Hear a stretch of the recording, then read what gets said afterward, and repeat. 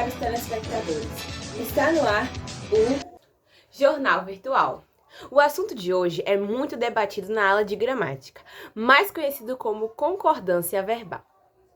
Mas não se engane, muitos ainda acham que concordância verbal é um bicho de... Foi mal. Continuando, muita gente acha que é um bicho de 7 cabeças. Mas calma, fique tranquilo que nós aqui do Jornal Virtual vamos desenrolar esse assunto para você. Vamos agora falar com a repórter Sandy. Calma, não é a Sandy Júnior, mas que ela está lá no Engenho Velho da Federação e vai nos falar um pouco sobre o que é concordância verbal. Sandy, você está ao vivo. Sandy? Olá, Evelyn, bom dia. Hoje iremos falar sobre um assunto que é muito debatido na escola, inclusive no Enem deste sábado. E vale ressaltar de que vai ser sobre concordância verbal, que é onde há uma relação estabelecida harmônica com o sujeito e o verbo. Isso quer dizer que quando o sujeito está no singular, o verbo também vai estar. E assim, quando o sujeito estiver no plural, o verbo também vai estar. Agora eu vou citar um exemplo, como todos os alunos gostavam do jeito amigável de Maria Rita. É um exemplo, no caso, para vocês entenderem o que é concordância verbal, telespectadores. Então, eu passo a minha fala agora para o Jornal Virtual. Obrigado, Sandy. Mas enfim, para dar uma pimentada, uma questionada no que Sandy falou, nós aqui do programa Jornal Virtual decidimos trazer duas pessoas ilustres para falar sobre concordância verbal. Trouxemos aqui Jusemiro e Jurema. O Jusemiro, ele é um pai, ele é pai já. Ele é pai da Jurema. E o Jusemiro, ele não é muito bom nessa questão de estudar, não. Então a Jurema decidiu mandar esse vídeo pro nosso programa, que fala um pouco mais sobre concordância verbal. E como ela aproveitou o tema do nosso programa, ela decidiu trazer o Jusemiro justamente porque ele não sabe quase nada. E aí o vídeo ficou, você já sabe, totalmente engraçado. Então, fiquem agora com essas duas pessoas ilustres que trouxeram esse vídeo pra gente, mandou esse vídeo aqui pra gente do Jornal Virtual, falando sobre justamente concordância verbal. Então, pai, o senhor sabe o que é concordância verbal? Rapaz, nem sei, viu? Deve ser alguma coisa que concorda com a outra, não? Tá bom, pai. Olha, vou te explicar. Concordância é quando o sujeito está concordando com o verbo. Como, por exemplo, eu gosto de pizza. Como é que é, rapaz?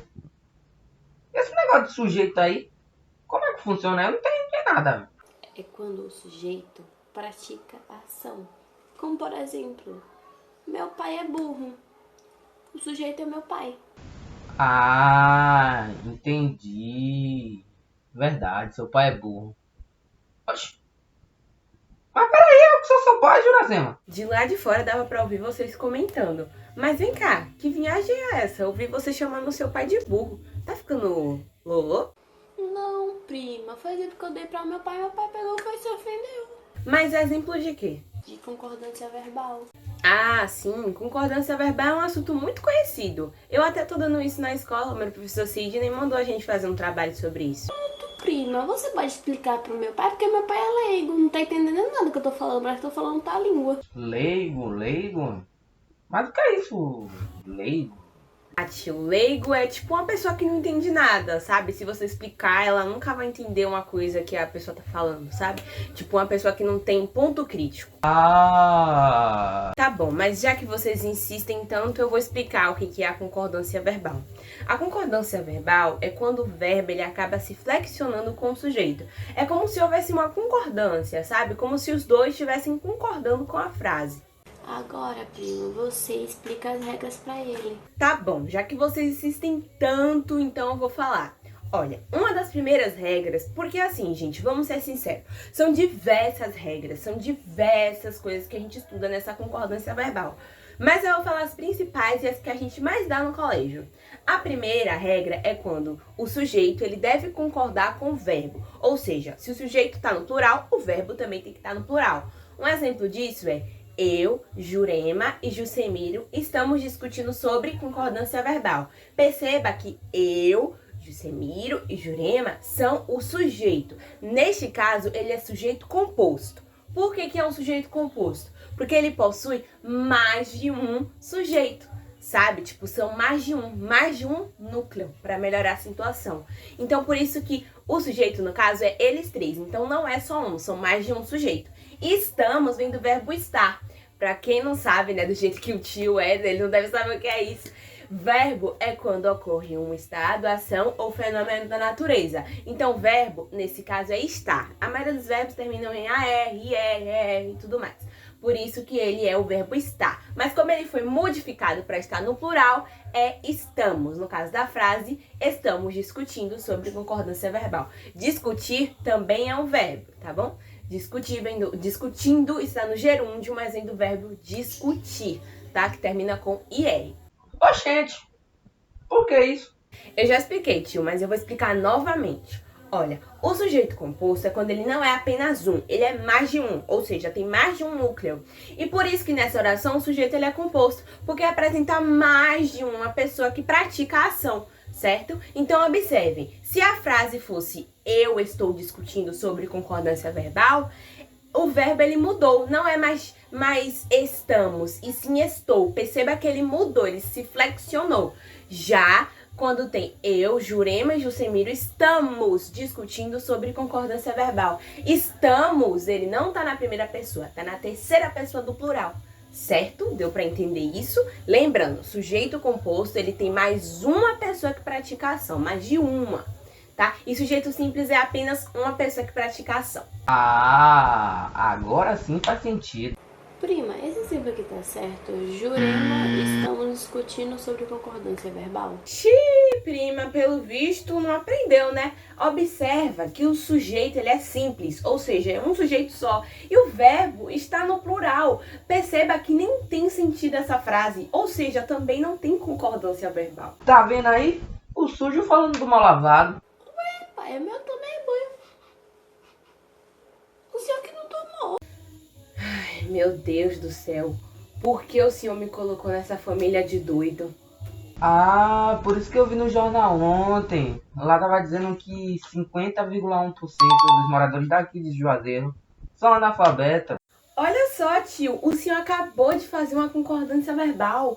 Existe esse caso também, que eu já ia trazer esse exemplo, de onde tem a porcentagem que também pode concordar com o sujeito e o verbo. Perceba que nessa oração a porcentagem dos moradores de Juazeiro estão concordando com a frase também, havendo uma concordância verbal.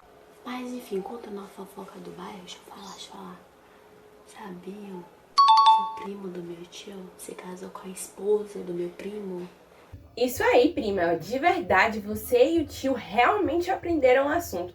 Nessa frase que se enquadra numa situação do nosso dia a dia, que você acabou de falar, tem sim uma concordância verbal, onde a palavra invariável com liga um sujeito ao outro, havendo também uma concordância verbal. Juracema! Ai, pai. Eu e seu tio merecemos respeito, rapaz. O primo não quer falou, não tem exemplo disso aí? Aê, prima, verdade. Aqui também temos uma concordância verbal, onde usamos o ou para poder fazer ligação com um sujeito ao outro, tornando também uma concordância verbal. Parabéns, de verdade. Glória a Deus, finalmente vocês aprenderam, porque eu não aguentava mais explicar 101 vezes esse assunto. Rapaz, muito obrigado, menina. Depois dessa, ó, já vou até logo aqui no e-mail, ó. Partiu Enem. E aí, telespectadores, estão preparados para o Enem? Realmente entenderam o assunto? Queria agradecer essas peças que trouxeram lá do interior esse ar diferente para o nosso programa e que para você que vai fazer o Enem tem que entender que gramática não é um bicho de 7 cabeças, que tem como entender, o que importa é a forma que você vai estudar e o jeito que você vai estudar. Se você ficar colocando na sua cabeça que é um assunto difícil, que você não vai aprender, realmente você não vai aprender. A nossa repórter principal acabou se esquecendo de falar a relação entre a concordância verbal e o pronome relativo. Então eu, Carolina, assistente de palco, irei falar para vocês, caros telespectadores, sobre a relação entre a concordância verbal e o pronome relativo. Então, pronome relativo tem como função estabelecer uma relação entre o termo anterior citado da oração. Os pronomes relativos principais que usamos na língua portuguesa é o que e o se. Agora eu vou citar um exemplo de uma oração que tem concordância verbal juntamente com o pronome relativo. Obrigado a todos os alunos e alunas do Colégio Nabuco, segundo ano, juntamente com o professor Sidney, que prestaram atenção no assunto sobre concordância verbal. Perceba que o que funciona como pronome relativo da oração. E assim eu me despeço e agradeço a todos vocês do Jornal Virtual.